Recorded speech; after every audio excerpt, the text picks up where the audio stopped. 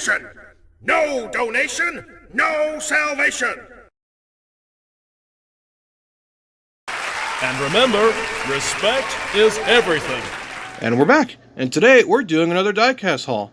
So without further ado, let's get moving. Alright, so we got a little bit of everything. We got some Hot Wheels cars, some monster trucks, and a nice big diecast right here in the corner. But we'll start with the Hot Wheels cars. Actually, no, we'll start with the monster truck first, since there's a lot of the Hot Wheels cars here. So let's start with the big stuff first. Alright, first thing we're going to look at is this monster truck, or Hot Wheels 2018 Chevy Camaro SS. Now, I've been really getting back into monster truck stuff, you know, especially since they come with these cool crush cars that I've been collecting a bunch of. So, you know, I figured I'd get some more of these and, you know, build up my collection of Monster Jam vehicles, even though this is monster trucks, not Monster Jam. Main difference is the wheels are slightly bigger, which is, alright, that's kind of cool, but whatever, let's get it into the vehicle itself. Alright, let's see here. Let's see what the crush car is for this one. Alright. Oh, it's another one of those station wagons. You know what's funny? I actually know which Hot Wheels car this is based on. But, it kind of looks like my car in real life. Just, you know, not destroyed, of course, but I don't know, that's kind of the joke I've been doing. That, the Matador died in a crash, in a tragic monster truck rally incident. But, there's that. Let's look at the truck itself. Very nice paint job. I really love the paint job. Very, very race car-esque. Looks really good on this Camaro body. I wish they would release this on an actual proper Hot Wheels Camaro. That would look cool. I mean, you probably can't put the monster truck logo on it, but that's a cool looking paint job. I wish the regular Camaros had this kind of cool paint job. But, I mean, I guess with the monster trucks, they have a little more budget, since, like, look at the wheels. They're even painted on the rim, like, I don't know what you'd call that, but like the inside is blue and then the outside is like white. It looks really good. But anyway, there's that. Here, we'll put that on top of the crush car. Alright, the next vehicle we're going to look at is the 89 Batmobile. So I wanted this one because it just looked really good. And I mean, these aren't that expensive. These are their little pullback models. And I figured, you know what? I like the 89 Batmobile. I gotta get one. It's not my favorite Batmobile, but it's definitely on my top 10 list of best Batmobiles. Obviously, you know, my personal favorite is the 2022 Batmobile, but if you already are familiar with that one, you already know why, since I'm a sucker for muscle cars. So, it is what it is. Anyway, I've rambled long enough about that. Let's go ahead and get this out of the package. See if I can pry this open. Things are never easy to get open. That's the one downside of these. Actually, no, I take that back. Alright, so go ahead and throw that out. And let's look at the vehicle here. Oh man, this thing is kind of cool. I love it. It's got the nice little pullback motor, so does that action.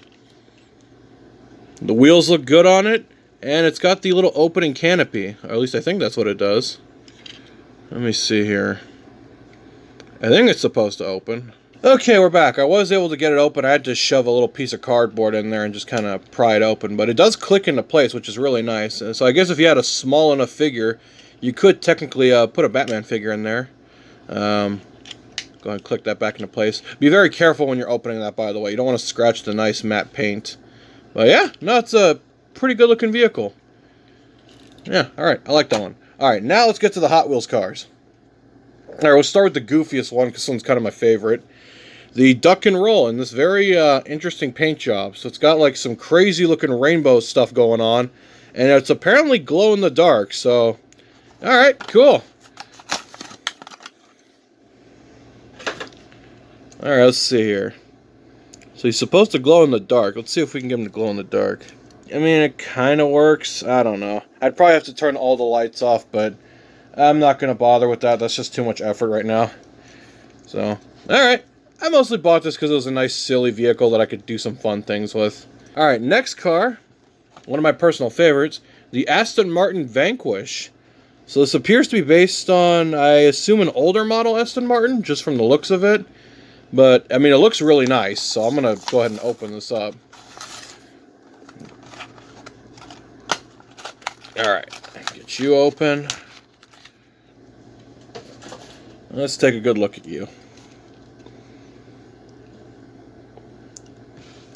I think it's an older model Aston Martin. I'm not quite sure. I'm not too familiar with the Vanquish.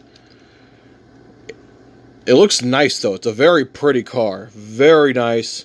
Very beautiful metallic silver. I like the wheels. Rubber tires. Full metal bottom. Can't complain about that car. Alright, let's get to the next car. Oh, yeah. Here we go. Another chibi car. The Mazda RX-3 in a very nice bright orange. Alright, cool. I've been collecting a lot of these chibi-style race cars, so I'm really, like, enjoying these a lot. Yeah, no, they're just fun, cute little vehicles. I like these. It's got a little roll cage and everything in there. That thing is actually pretty cool.